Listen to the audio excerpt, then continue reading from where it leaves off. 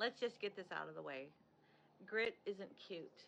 It's not a filter and it's not a vibe. It's me sitting here in an old t shirt, talking into my phone, worrying about a plane that's going above and my sheep baaing in the barn in the background. And honestly, this is exactly what grit looks like.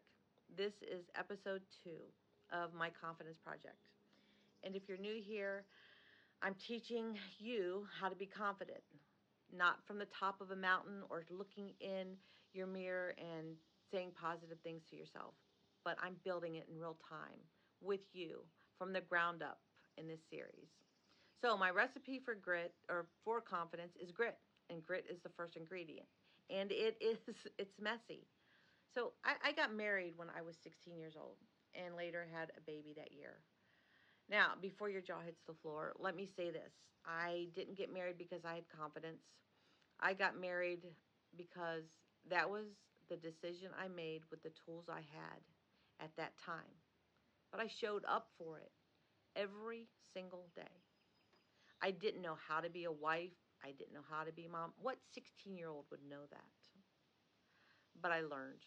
I failed, I cried, and I kept going. That was grit. And it's not the kind that people clap for. It's the hard kind, the kind you do when no one's watching.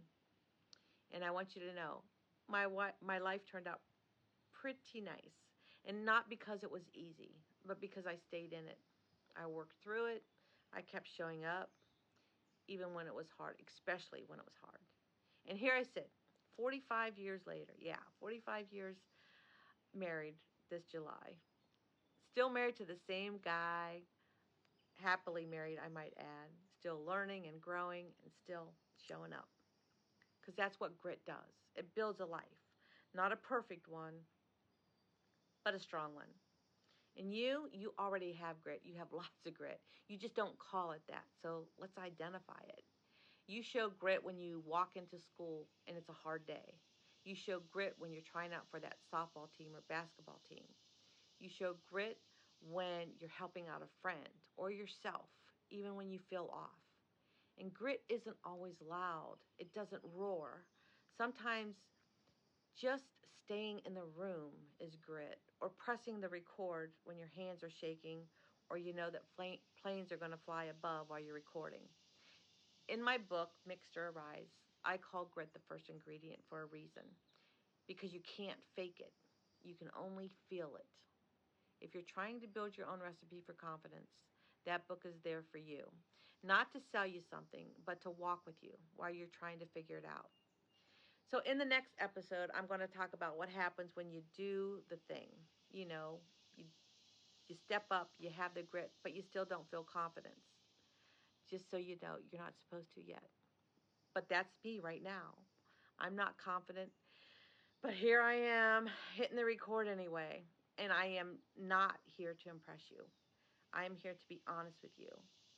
So maybe, just maybe, the 16-year-old you can learn from the 61-year-old me who wishes that I had had this recipe a long time ago. You don't have to make all the mistakes I made to figure it out.